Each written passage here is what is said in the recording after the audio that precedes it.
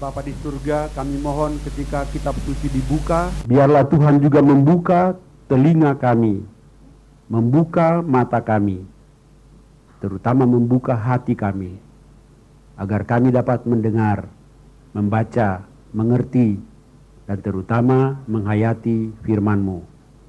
Urapi hamba-Mu, pengetahuan, pengalaman, talenta yang Engkau berikan.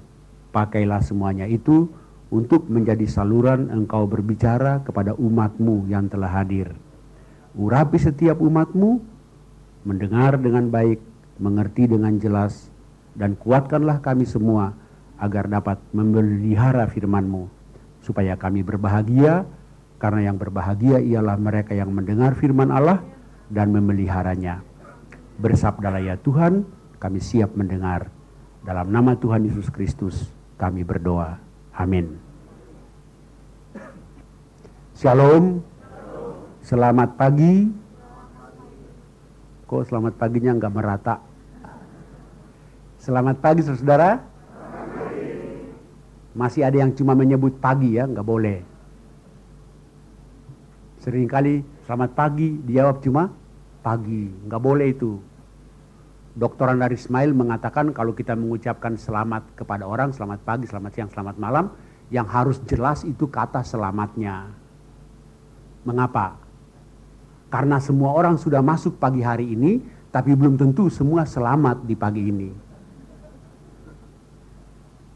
Jadi ketika saya mengucapkan selamat pagi saudara-saudara, maksud saya ialah supaya saudara semua selamat di pagi ini. Tapi saudara kepada saya cuma pagi. Jadi saya tidak perlu selamat. Padahal saya sudah khotbah 2 kali masih selamat juga. Karena itu sekali lagi selamat pagi saudara-saudara. Ya, jadi kalau orang kasih selamat pagi, jangan cuma jawab, jangan ketemu orang pagi. Nanti dia bilang, siapa bilang sore? Kan gitu kan. Mari kita buka Kejadian pasal 5. Membuka kitab Kejadian gampang, gak lama-lama. Kitab Kejadian pasal 5. Ini enaknya pendeta itu khotbah 2 kali tapi teksnya sama, enak di situ gitu. Tapi ada improvisasinya. Kejadian pasal 5. Semua ayat. Dan karena ada 32 ayat, mari kita baca gantian. Jadi dibaca bergantian supaya saya cuma bagian setengahnya kan. Jadi saya bisa simpan energi untuk berkhotbah. Membaca Alkitab boleh dibagi dengan hadirin, berkhotbah tidak bisa. Mari membaca ayat demi ayat bergantian, saya dengan Anda semua. Inilah daftar keturunan Adam. Pada waktu manusia itu diciptakan oleh Allah, dibuatnyalah dia menurut rupa Allah.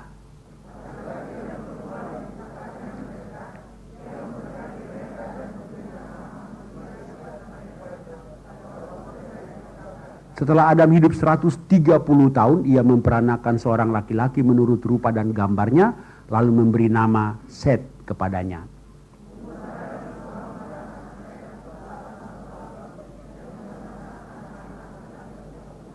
Jadi Adam mencapai umur 930 tahun, lalu ia mati. Dan Set masih hidup 807 tahun setelah ia memperanakan Enos, dan ia memperanakan anak-anak lelaki dan perempuan.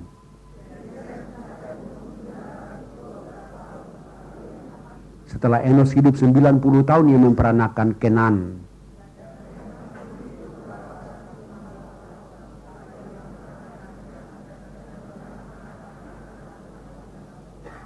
Jadi Enos mencapai umur 905 tahun, lalu ia mati.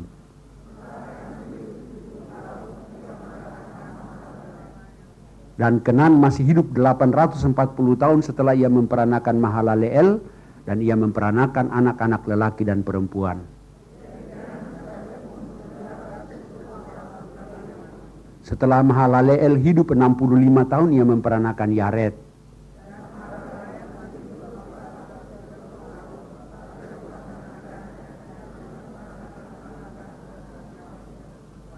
Jadi Mahalaleel mencapai umur 895 tahun, lalu ia mati.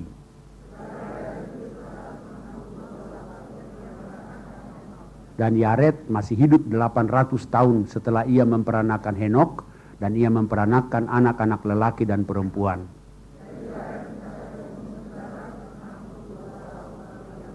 Setelah Henok hidup 65 tahun, ia memperanakan Metusalah.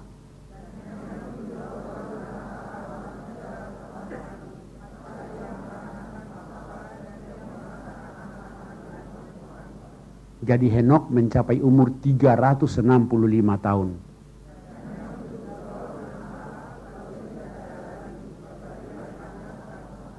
Setelah Metusalah hidup 187 tahun, ia memperanakan Lamek.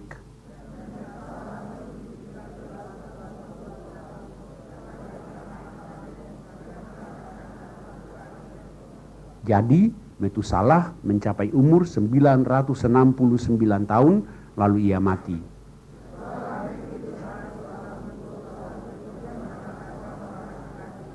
Dan memberi nama Nuh kepadanya, katanya, anak ini akan memberi kepada kita penghiburan dalam pekerjaan kita yang penuh susah payah di tanah yang telah terkutuk oleh Tuhan.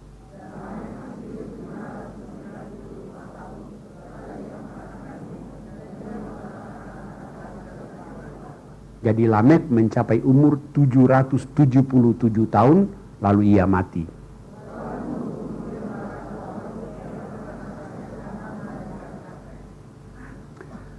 Kesan pertama ketika Anda membaca teks ini apa?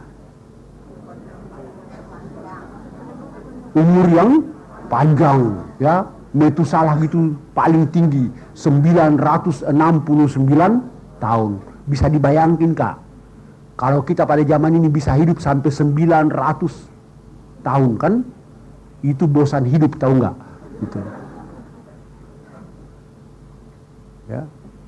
Tapi jangan heran, hidup 900 tahun tapi baru umur 100 tahun pacaran, kan gitu. Ya, 100 tahun baru punya anak, kan? Kalau kita 100 tahun bisa apa, ayo coba. Boro-boro pacaran, kan? Bangun aja udah nggak bisa, kan gitu. Jadi kesan pertama membaca teks ini ialah begitu panjang usia manusia. Bahkan ada yang meragukan, jangan-jangan ini perhitungan kalender beda, kan?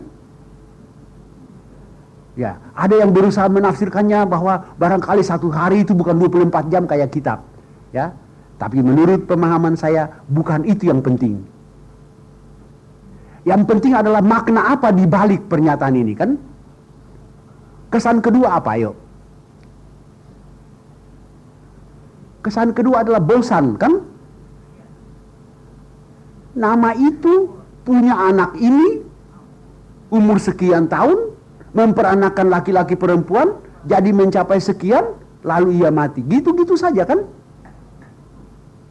Jarang sekali orang-orang memahami pesan yang indah dari satu bacaan yang bersifat silsilah, bukan? Yang bersifat daftar. Coba Matius 1 mengenai silsilah Tuhan Yesus, kan? Jarang sekali kami mengkhotbahkannya. Saya nggak mau bilang orang lain, jarang sekali saya mengkhotbahkannya.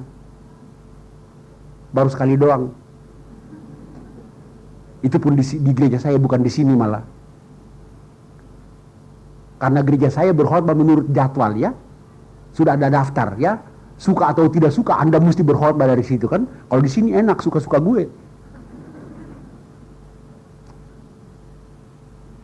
Si A memperanakan si B, kan? Bacaan begitu, apalagi daftar nama, kan?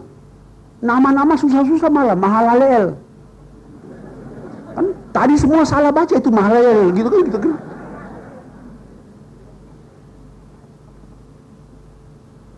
Gayanya sama, kan? Si A pada umur sekian memperanakan si B, kan?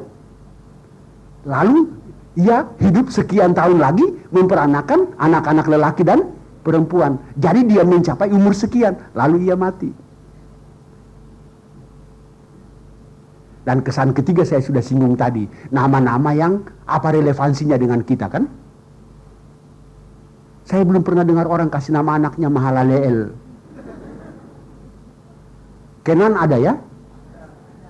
Metusalah banyak, tapi umurnya nggak sampai 100 gitu kan gitu. Kalau Metusalah gini kan 969 tahun gitu. Tapi sebenarnya pesan apakah yang mau disampaikan oleh teks ini? Ketika membaca umur manusia yang begitu panjang,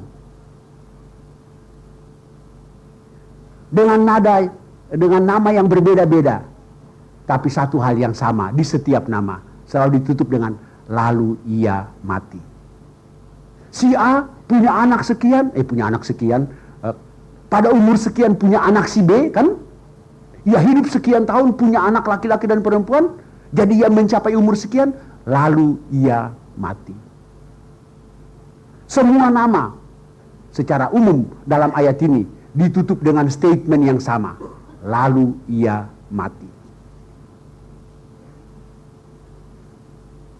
Artinya saudara-saudara bahwa betapapun riwayat hidup setiap tokoh yang disebut di situ, tapi gennya sama, tetap ujungnya sama, lalu ia mati. Itu menggambarkan bahwa kematian adalah bagian yang tidak bisa dipisahkan dari kehidupan manusia. Betapapun orang bertahan sampai ratusan tahun, ujung-ujungnya gen. Ujung-ujungnya is dead kan gitu. Karena apa? Karena upah dosa ialah maut. Kejadian 5 ini adalah kejadian yang ditulis sesudah kejadian 3. Kejadian 3 adalah kejatuhan Adam dan Hawa ke dalam dosa. Pada waktu Tuhan memberi hukuman kepada Adam dan Hawa setelah jatuh ke dalam dosa, Tuhan kasih larangan kan? Pada hari kamu memakannya, maksudnya buah pohon pengetahuan baik dan jahat, pada hari kamu memakannya, apa yang dikatakan? Bukan mati. Dikatakan, pastilah kamu mati. Ya, pastilah kamu mati. Tapi apakah Adam dan Hawa habis makan buah itu gelepar-gelepar mati? Tidak. Kalau habis makan buah itu gelepar-gelepar mati, keracunan buah namanya itu. Secara biologis Adam dan Hawa tidak mati, bukan? Tapi apa yang terjadi? Mereka diusir dari Taman Eden. Dan dengan demikian, putuslah mereka dari sumber kehidupan. Di Taman Eden itu Tuhan menempatkan berapa macam pohon? Berapa pohon yang khusus? 2, betul. 1 pohon pengetahuan baik dan jahat yang dilarang. 1 lagi pohon apa? Pohon kehidupan. Yang hanya dengan makan buah itulah Adam dan Hawa akan hidup selama-lamanya. Jadi jangan saudara pikir mereka mereka diciptakan sudah otomatis hidup kekal. Secara cerita tidak. Ya. Tapi sebenarnya supaya hidup kekal, mereka tiap hari harus makan buah pohon kehidupan itu. Nah, setelah jatuh ke dalam dosa, putus, diusir dari Taman Eden supaya mereka jangan lagi makan buah itu. Sebab kalau sudah jatuh ke dalam dosa tapi makan buah itu terus, mereka tetap berdosa tapi hidup kekal gitu. Pernah baca enggak? Kejadian 3, Kejadian 3. Ayat 22. Sesungguhnya manusia itu telah menjadi seperti salah satu dari kita, tahu tentang yang baik dan yang jahat. Maka sekarang jangan sampai ia mengulurkan tangannya dan mengambil pula dari buah pohon kehidupan itu dan memakannya, sehingga ia hidup untuk selama-lamanya. Maka Adam dan Hawa diusir dari Taman Eden. Sebenarnya terlepas dari apa maknanya, tapi intinya ialah setelah jatuh ke dalam dosa, Adam dan Hawa terputus dari sumber kehidupan. Mereka diusir dari Taman Eden supaya menurut ayat tadi, jangan lagi mereka makan buah itu kan? Dengan demikian mereka tidak lagi hidup kekal. Secara makna berarti bahwa akibat dosa manusia terputus dari sumber kehidupan.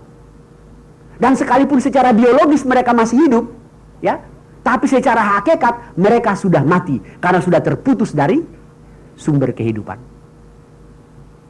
Dan itu tergambarkan dari besarnya usia. Adam sampai Nuh, Kejadian 5 tadi kan silsilah Adam sampai Nuh kan? Orang-orang yang hidup dari Adam sampai Nuh itu hidupnya ratusan tahun. Tapi orang-orang di zaman Nuh hidupnya berapa? Kejadian 6 ayat 3. Baca, jangan lihat saya. Kejadian 5 ayat 3. 6 ayat 3, ayo. Berfirmanlah Tuhan, rohku tidak akan selama-lamanya tinggal di dalam manusia, karena manusia itu adalah daging, tetapi umurnya akan 120 tahun saja. Bayangkan, dari Adam sampai Nuh masih 900-an kan? Sampai di Nuh drop sampai 120. Sampai di Musa berapa? Ya betul, yang terkenal kan? 70 tahun, paling kuat 80 tahun. Ada di mana, ayo? Di Alkitab. Jawabnya gitu, selesai gitu loh. Kan saya tanya ada di mana, kan ayat itu kan? Gitu. Kalau saya tanya ada di kitab apa? Nah, baru Mazmur 90. Mazmur 90 ayat 10. Belum pernah baca ya? Cuma dengar doang gitu. Ada di Mazmur 90. Masa hidup kami 70 tahun, kan? Dan jika kami kuat 80 tahun. Jadi daya hidup manusia sampai di zaman Musa 70 tahun. Kalau sampai 80 sudah dapat bonus 10 tahun. Lebih dari 80 sengsara. Nah, coba Anda bayangkan kan? 900 drop menjadi 120. Drop lagi menjadi 70. Kalau itu digambar dengan grafik, maka grafik itu begini kan? Apa? Menukik ya. Dari kemarin saya cari kata itu, baru tadi pagi khotbah pagi ketemu. Kata menukik itu kan, gitu. Kalau digambarkan dengan grafik itu bukan grafiknya begini kan, perlahan-lahan kan, tapi drastis, menukik. 900, 120 itu dropnya banyak amat kan? 120 ke 70 lumayan kan, gak drop jauh banyak kan gitu. Tapi itu menggambarkan bahwa daya hidup manusia atau daya tahan hidup manusia makin hari makin merosot. Dan andai kata Kristus tidak datang lagi kan, mungkin kita di ujung grafik di bawah lagi berapa hari doang kan.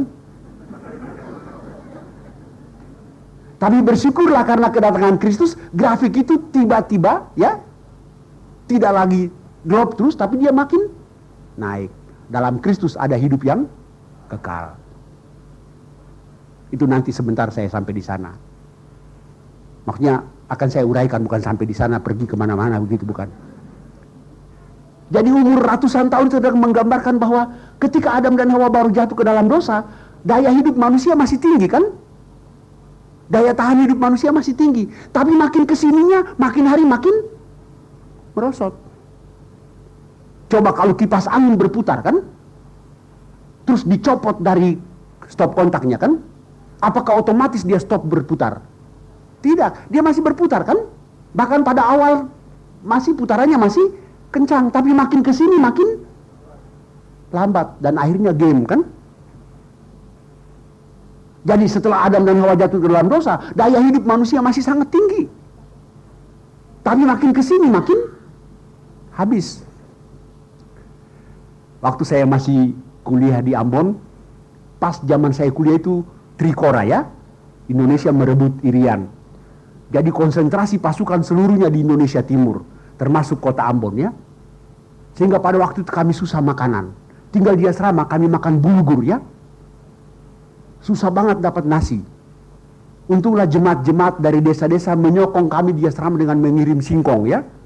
Kadang-kadang singkongnya kebanyakan sehingga kami tanam di tanah, tunggu beberapa hari. Kalau tidak dia jadi biru kan. Tapi kadang-kadang singkongnya habis juga. Untunglah tetangga kami di belakang asrama itu punya kebun singkong yang luas. Jadi saya dan teman saya itu bagian nyolong itu singkong malam-malam gitu. Gitu. Teman itu setelah lulus dia langsung ke Amerika. Puluhan tahun gak ketemu. Satu waktu dia datang Jakarta ketemu saya. Dia tanya, "Hei Rap, kau jadi apa?" "Pendeta." "Ah, masa?" Gitu kan, heran kali dia kasih saya jadi pendeta. Karena dia ingat dulu betapa kita suka maling kan gitu. Dia bilang, "Ah, masa?" Dia gak percaya kalau saya jadi pendeta. Ingatlah kita maling singkong dan maling kelapa dulu kan gitu. Saya bilang, "Kamu mesti bersyukur saya jadi pendeta. Coba kalau saya nggak jadi pendeta, mungkin saya sekarang perampok gede sekarang kan gitu. Bersyukurlah saya jadi pendeta, maka saya punya maling-maling itu hilang kan gitu. Masih ada sedikit-sedikit sih, tapi jadi caranya kami maling singkong karena lapar kan, ya. Jadi caranya gimana? Malam-malam kami merayap kan di belakang asrama kan, kami merayap. Singkong itu kami nggak cabut, kami gali. Jadi umbinya diambil terus batangnya kami ganjal baru tutup dengan tanah. Jadi waktu bangun pagi yang punya singkong lihat singkongnya masih berdiri tegak, daunnya masih hijau kan gitu.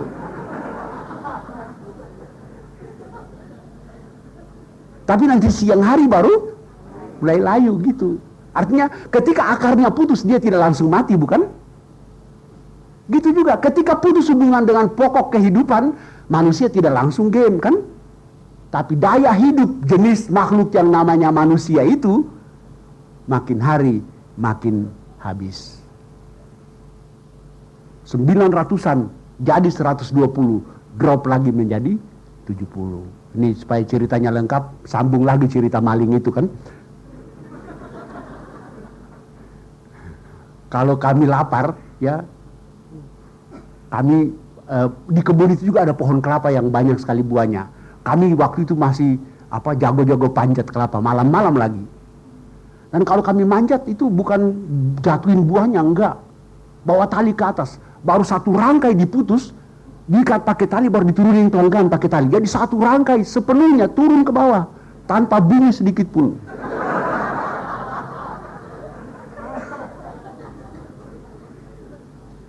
Tapi belakangan ketahuan juga. Ketika dia lapor ke kepala asrama, ditanyakan siapa yang ambil itu. Akhirnya kami mengaku. Saya dan teman saya namanya Noke ya, kami ngaku. Pikir-pikir juga berdosa boleh, tapi yang penting ngaku, gitu kan gitu. Jadi seperti pohon ketika akarnya putus dia tidak langsung mati kan, dia masih hijau. Tapi lambat atau laun. Kembali lagi tadi pagi kesalahan yang sama, lambat atau laun, ya.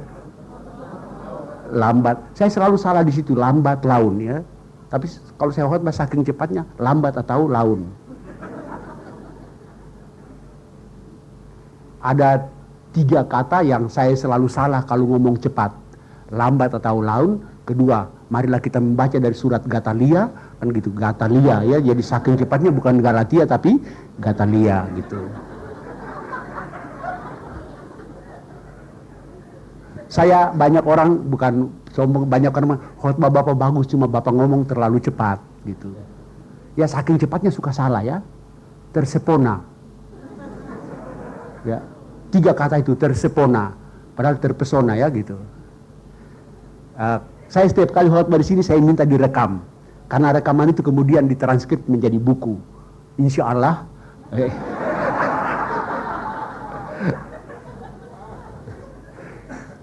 Insya Allah itu kata yang bagus itu ya. Kalau di sidang-sidang raya Dewan Gereja Sedunia ya, para wakil dari Middle East, Dewan Gereja Middle East ya, ngomong itu mereka mulai dengan Assalamualaikum kan, dan mereka selalu ngomong juga Insya Allah gitu. Jadi itu kata yang netral kan, bergantung keyakinannya kan. Sebenarnya jika Allah menghendakinya kan gitu. Sampai di mana tadi sih?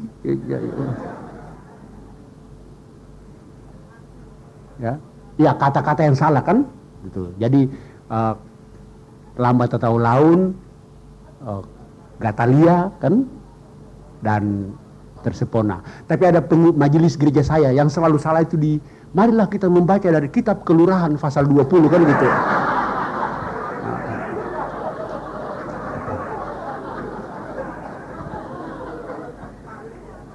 Saking cepatnya bukan kitab Keluaran tapi kitab Kelurahan gitu. Jadi setiap kali saya khotbah itu direkam kan, terus dikasih ke BPK Gunung Mulia, BPK Gunung Mulia transkripnya kan. Jadi yang mentranskrip dari kaset ke naskah tulisan itu mengeluh, ini pendeta siapa sih ngomongnya cepat banget gitu kan gitu. Jadi sejumlah khotbah saya sudah ditranskrip dan insya Allah bulan September sudah terbit. himpunan khotbah saya. Ini bukan promosi, kasih tahu aja gitu. Dan judulnya diambil dari khotbah dari pengkhotbah kan namanya kumpulan khotbah kan, dan kumpulan khotbah itu berasal dari kitab pengkhotbah kan. Itu uniknya di situ kan. Saya berkhotbah dari khotbah seorang pengkhotbah kan. Dan judulnya itu berdasarkan ada waktu untuk lahir, ada waktu untuk mati kan gitu. Tapi judul buku saya bukan gitu. Judul buku saya itu nanti judulnya adalah ada waktu untuk mengelus, ada waktu untuk menggampar gitu. Ya, ada waktu untuk gini-gini kan, ada waktu gitu. Silakan beli kalau sudah terbit. Ya.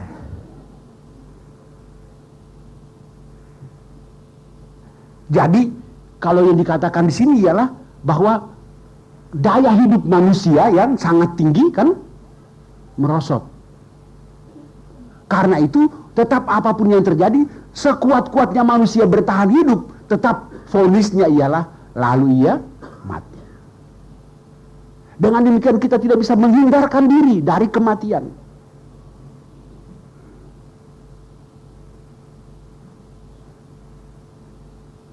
Jadi bacaan hendak mengatakan bahwa sekuat apapun manusia berusaha untuk mempertahankan hidup ini, kematian tidak bisa dielakkan.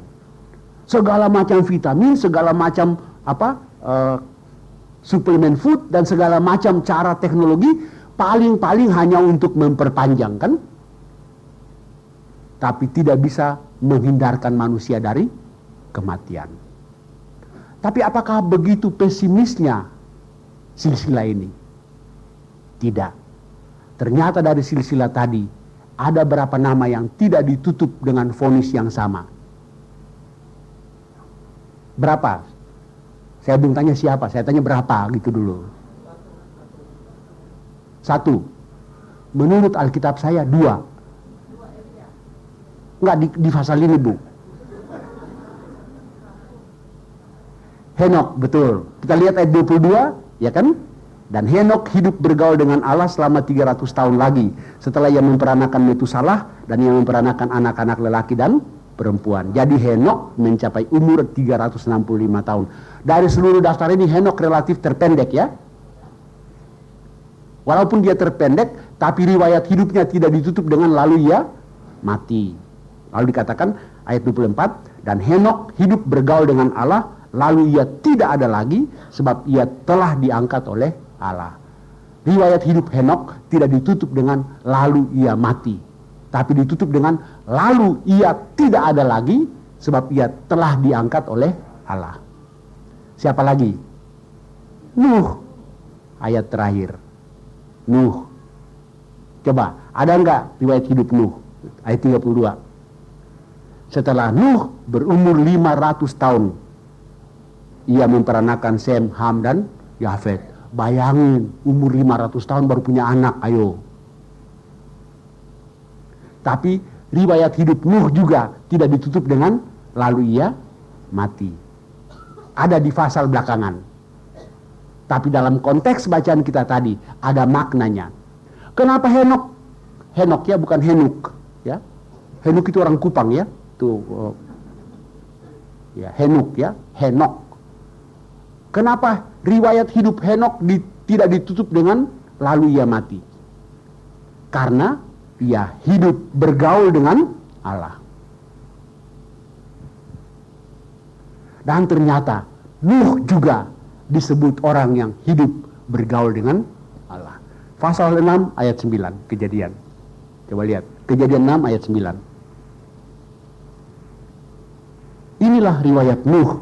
Nuh adalah seorang yang benar dan tidak bercela di antara orang-orang sezamannya. Dan Nuh itu hidup bergaul dengan Allah. Ternyata baik Henok maupun Nuh mempunyai predikat yang sama kan? Hidup bergaul dengan Allah. Jadi kata kuncinya adalah hidup dan bergaul dengan Allah. Kalau kita hidup dan bergaul dengan Allah, saudara-saudara, maka riwayat hidup kita pun tidak ditutup dengan lalu ia mati. Setiap orang yang hidup bergaul dengan Allah, pasti riwayat hidupnya tidak ditutup dengan kalimat lalu ia mati. Secara biologis kita pasti mati, tapi secara rohani kita tidak mati. Itu terjadi karena kedatangan Tuhan Yesus ke dalam dunia. Yohanes 3 ayat 16 yang terkenal kan? Karena begitu besar kasih Allah akan dunia ini, sehingga ia telah mengaruniakan anaknya yang tunggal, supaya siapa saja yang percaya kepadanya tidak binasa, melainkan beroleh hidup yang kekal. Kadang-kadang kita baca dengan baik ya. Tidak dikatakan supaya barang siapa yang percaya kepadanya tidak mati. Apa di Yohanes 3 itu dikatakan tidak mati? Tidak binasa. Secara makna berarti mati dan binasa tidak sama. Semua orang mati tapi tidak semua orang binasa. Karena apa? Karena sudah beroleh hidup yang kekal. Coba perhatikan juga ya, supaya tidak binasa melainkan beroleh hidup yang kekal. Tidak ditulis melainkan akan beroleh hidup yang kekal. Dalam tata bahasa Yunani ditulis dalam bentuk present tense. Ngerti nggak itu present tense? Artinya kata yang dipakai ditulis dalam waktu sekarang ya. Bukan bentuk future ya. Makanya diterjemahkan dengan melainkan beroleh hidup yang kekal. Bukan melainkan akan beroleh hidup yang kekal. Jadi pada saat kita percaya kepada Kristus, saat itu juga kita sudah punya hidup yang kekal. Ketika Anda percaya kepada Tuhan Yesus, Anda sudah punya hidup yang kekal. Bukan belum dan bukan nanti, tapi sudah. Benda apakah yang paling populer waktu Paskah? Telur. Kenapa telur menjadi simbol Paskah? Waktu saya masih sekolah minggu di kampung saya, ketika Paskah pertama kali disuruh bawa telur ke sekolah minggu kan? Pulang dari sekolah minggu saya tanya mama saya, "Mak, kenapa sih makan telur di hari Paskah kok rumit banget? Repot banget makan telur di hari Paskah." Mama saya nanya, "Kenapa nak?" Mama bayangin aja berapa langkah dibutuhkan untuk makan telur di hari Paskah kan? Direbus kan? Digambar kan? Dibawa ke sekolah minggu kan? Disembunyiin kan? Terus bernyanyi, berdoa, baca Alkitab, dengar firman dulu kan? Sudah itu baru cari telur kan? Baru makan. 7 langkah dibutuhkan untuk makan telur di hari Paskah. Di hari biasa berapa langkah dibutuhkan untuk makan telur Paskah? Paling 2 kan, rebus makan kan? Saya tanya mama saya begitu. Mama saya itu bingung menjawab pertanyaan-pertanyaan saya. Mama saya karena tidak bisa menjawab, dia bilang begini, "Apa yang disuruh pendeta, ikut aja, rewel amat kau," kan gitu. Sudah tentu dalam dialek kampung kami ya, bukan seperti ini. Nanti setelah saya belajar teologi, baru dijelaskan. Ya, telur itu simbol apa, ayo? Banyak orang mengatakan telur itu simbol kehidupan. Nggak salah-salah banget, tapi salah dikit, salah tipis-tipis saja gitu. Sebenarnya yang tepat ialah bukan telur adalah simbol kehidupan. Telur adalah simbol benih kehidupan. Benih. Ketika Anda memegang sebuah telur, Anda belum memegang kehidupan, bukan? Anda belum memegang seekor ayam, bukan? Tapi yang Anda pegang adalah benih dari seekor ayam. Nanti ayam itu pada waktu tertentu melalui proses pengeraman, baru dia menetas menjadi ayam itu. Ya maksud saya begitu ya. Nanti telur itu pada melalui proses pengeraman, baru dia menjadi ayam, anak ayam. Sebenarnya simbol yang paling cocok Alkitab adalah, nanti sebentar. Sekarang Anda buka dulu 1 Korintus 15. Tandai dulu. 1 Korintus 15 ayat 35 kalau nggak salah. Judul lembaga Alkitab apa? Kebangkitan tubuh.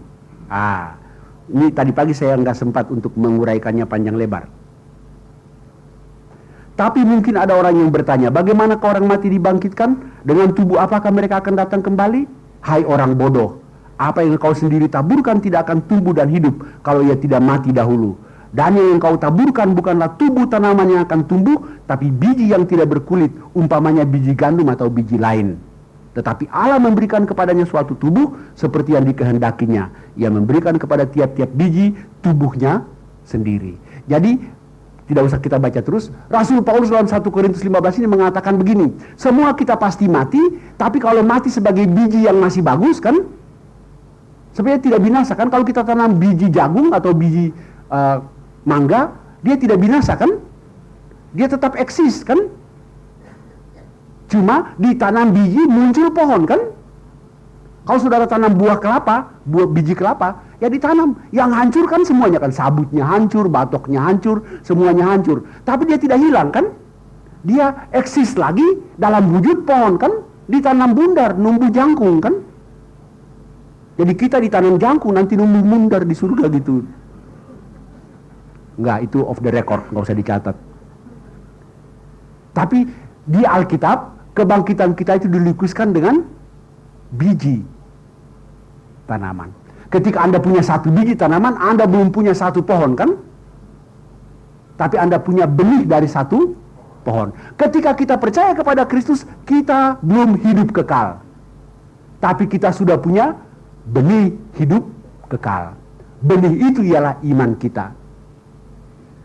Saya pernah mewakili PGI dalam konferensi pekabaran Injil sedunia di San Antonio di Texas.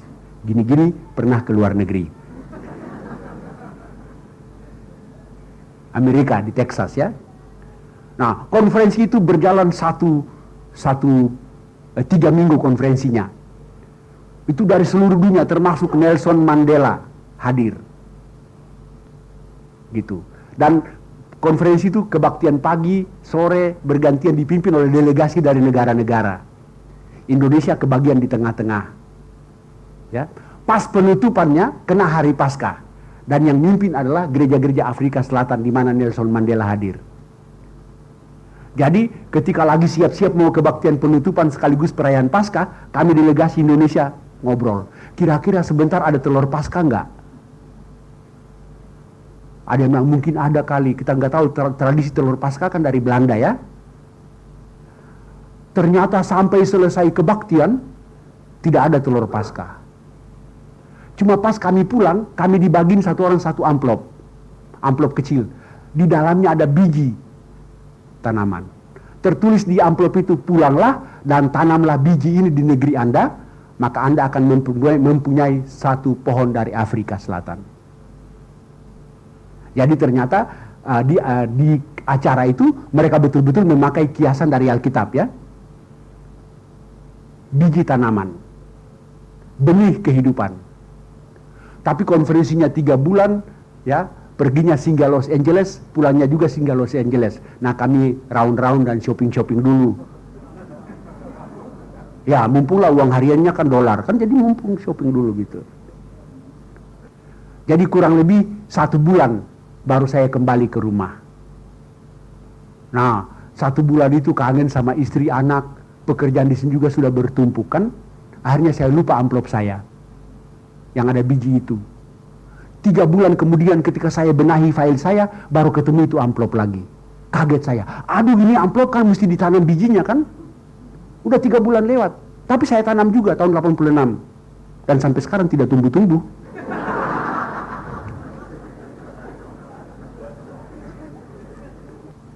Ternyata biji itu sudah mati baru saya tanam. Maka tidak mungkin akan ada pohon yang tumbuh. Begitu juga kalau kita mati dalam iman, kita tumbuh. Kita mati tanpa iman, kita seperti biji yang sudah busuk.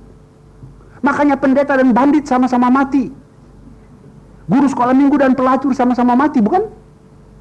Tapi ada beda orang yang mati dalam iman dan mati tanpa iman. Jadi begitu biji itu ya.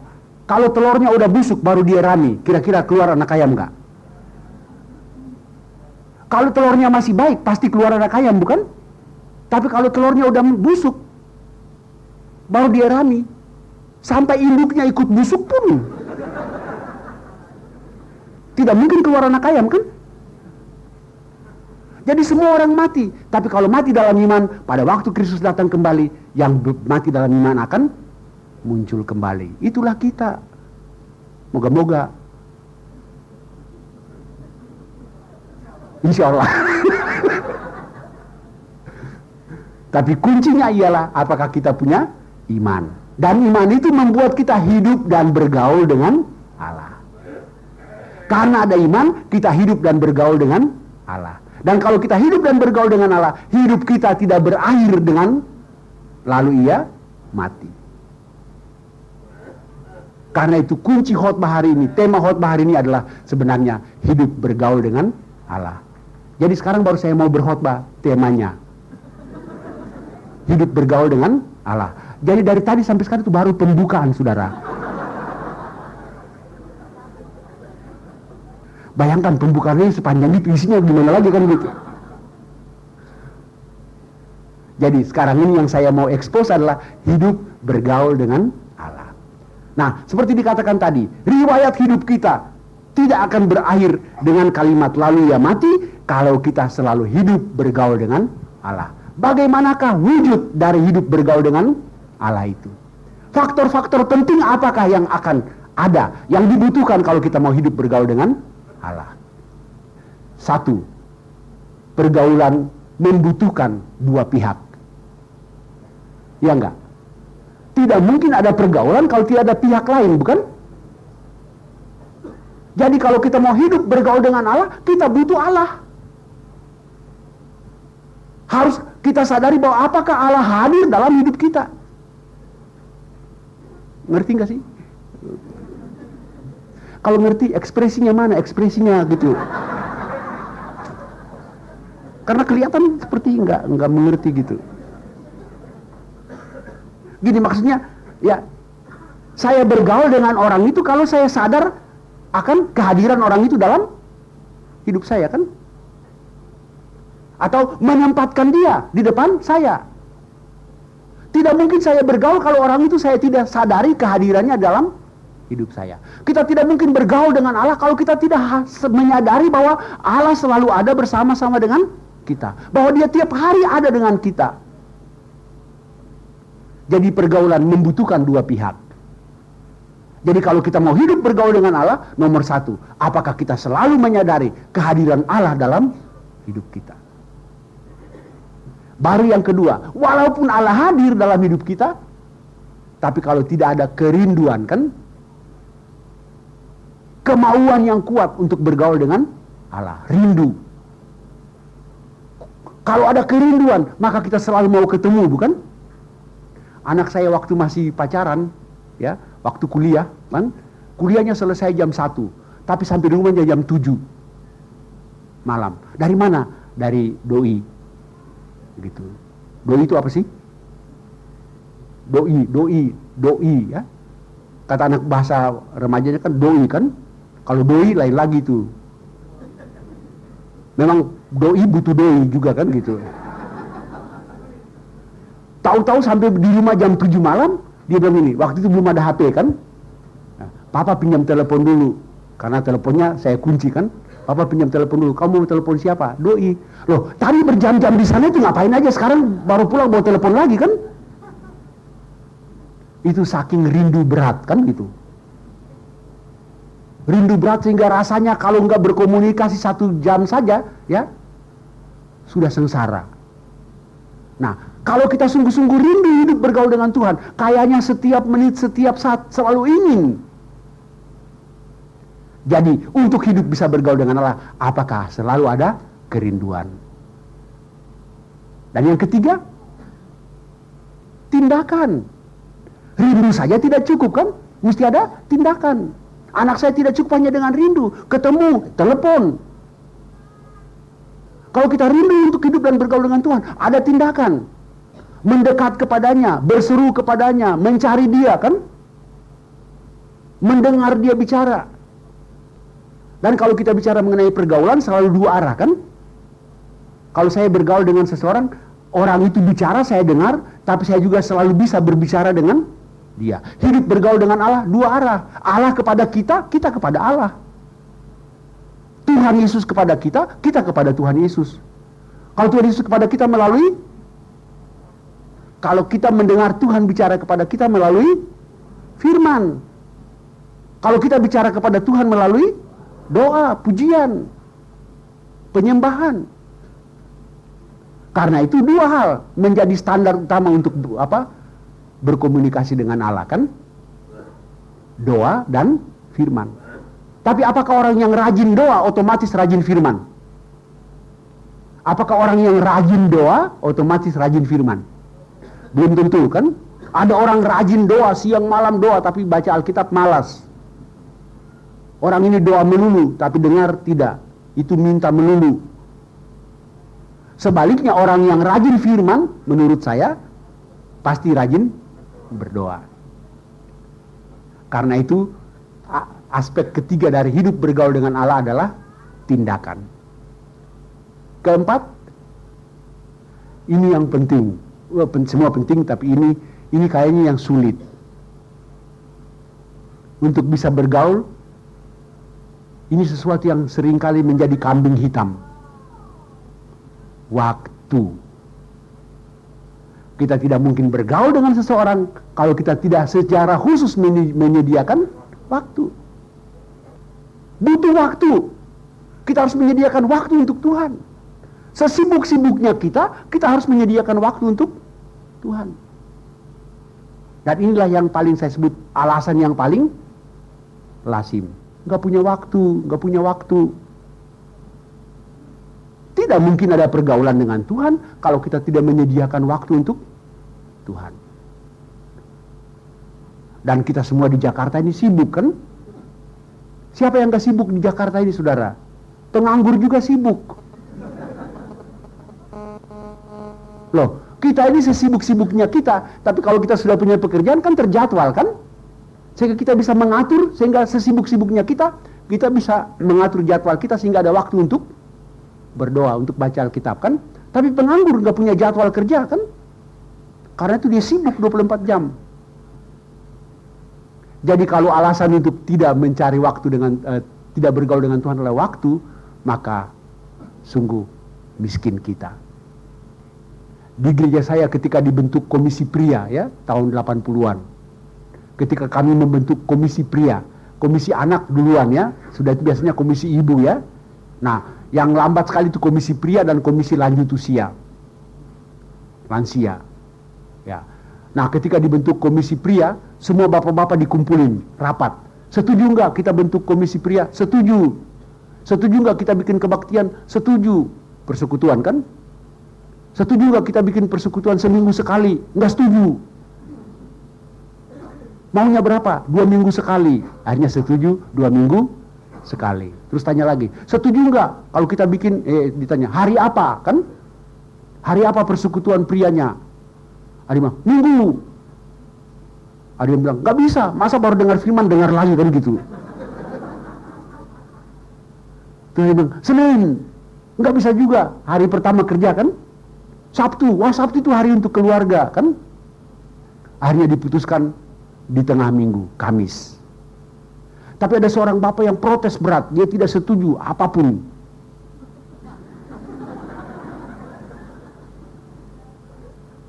Jadi akhirnya setelah diputuskan, karena dia kalah suara, ya, dia ikut, kan? Jadi waktu minum-minum teh setelah rapat, dia dekatin saya. Terus dia bilang gini, Pak Pendeta, mungkin saya nggak bisa sama sekali. Saya bilang nggak apa-apa, yang penting doanya, gitu, kan? Dan dukungannya, dan duitnya, kan? Saya bilang gitu sama dia. Terus dia bilang, Pak Pendeta, jangankan datang ke persekutuan. Kami putuskan Kamis 7:30, ya, malam. Pak, kira-kira jam 7:30 baru saya sampai di rumah, kan? Kadang-kadang Pak Pendeta saking capeknya, kan, untuk berdoa waktu tidur pun nggak bisa lagi, Pak. Terus iseng-iseng dia nanya gini, Pak Pendeta, nggak apa-apa ya kalau berdoa sambil berbaring? Jadi doanya sambil baring gitu, bukan tidur, bukan duduk, tapi baring. Nggak apa-apa ya, Pak? Saya bilang begini, bagi Tuhan Bapak, Tuhan nggak apa-apa, Bapak mau baring kayak dungging kayak, pokoknya bagi Tuhan yang penting hatimu waktu berdoa. Tapi bagi Bapak lah yang bisa terjadi apa-apa. Dia tanya, apa-apanya apa, Pak? Gitu, kan, gitu. Saya bilang, kalau Bapak berdoa sambil berbaring, kan, dalam kondisi lelah, bisa amin nggak?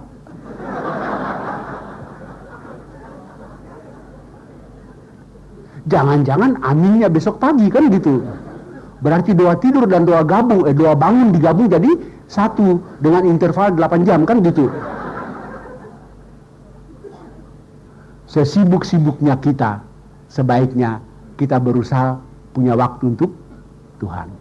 Dan saya rasa kalau kita sungguh-sungguh rindu kepada Tuhan, begitu kita menghadap Tuhan, yang namanya capek lelah hilang, bukan? Dulu waktu pacaran, Anda capek sekali tapi begitu mendengar suara dia kan, seluruh capek hilang, bukan? Jangan nyangkal, ayo. Jadi itu dieliminasi dengan kerinduan yang kuat. Kalau kerinduan yang kuat, kan, capek tidak menjadi halangan. Sibuk tidak pernah menjadi halangan. Jadi udah berapa itu? Butuh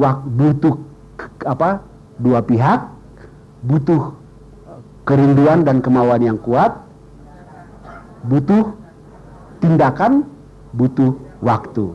Dan terakhir, tidak kurang pentingnya, butuh biaya. Iya kan? Anda ke gereja perlu transport nggak kan? Kolekte kan? Kasih buat pendeta lagi, umpama ada.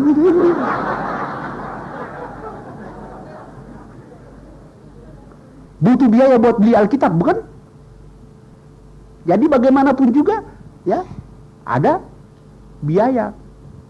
Jadi 5, ya, minimal 5 kalau kita mau hidup bergaul dengan Allah, kan gitu. Sekali lagi, butuh kehadiran pihak Allah dalam hidup kita. Butuh kerinduan dan kemauan yang kuat.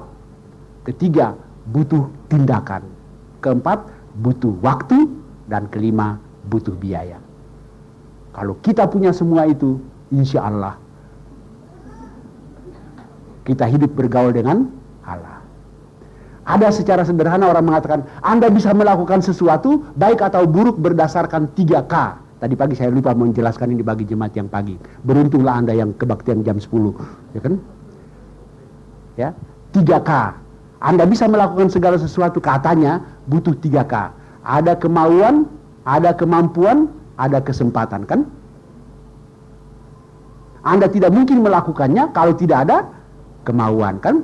Walaupun ada kemampuan tapi tidak ada kemampuan, tidak jalan, bukan? Walaupun ada kemauan dan kemampuan, kalau nggak ada kesempatan, seorang suami selingkuh misalnya, nomor 1 ada kemauan, ya enggak? Tidak mungkin dia selingkuh kalau nggak ada kemauan, bukan? Tapi walaupun ada kemampuan, tapi nggak punya kemampuan, dia mau doang, kan? Mau selingkuh, nggak punya duit, bagaimana bisa selingkuh, kan gitu? Terus sudah ada kemauan, ada kesempatan, ada kemampuan, kan? Tapi nggak ada kesempatan, ditempelin istri terus, bagaimana dia selingkuh, kan gitu? Ada orang mengatakan, sebenarnya Anda bisa melakukan, apakah itu positif, apakah itu negatif, kan? Bergantung dari 3K. Ada kemauan, ada kemampuan, ada kesempatan. Mau melayani juga, kan? Nomor 1, apakah ada kemauan, kan? Ada kemauan, mesti ada kemampuan, kan? Ada kemampuan tapi ada kesempatan. Tapi kuncinya itu kemauan, ya. Kata orang Ambon, where is the will, there is the way, gitu orang Ambon. Ambon yang belajar Inggris maksud saya gitu. Kalau ada kemauan pasti ada jalan. Jadi kuncinya sekali lagi adalah adakah kemauan. Tapi saya gabung menjadi 5, ya. Ulangi. Kesadaran akan kehadiran Allah, kerinduan yang kuat, tindakan yang nyata, waktu dan biaya. Jadi saya tutup khotbah saya dengan mengucapkan kepada Anda semua, selamat hidup dan bergaul dengan Allah. Amin. Terima kasih Tuhan, hamba-Mu sudah selesai berbicara. Biarlah Roh Kudus memeteraikan pengajaran ini, dan biarlah kami semua makin hari makin hidup bergaul dengan Allah, agar kehidupan kami tidak berakhir pada kebinasaan, melainkan kehidupan kami berakhir pada kehidupan kekal bersama Allah. Dalam nama Tuhan Yesus kami berdoa. Amin.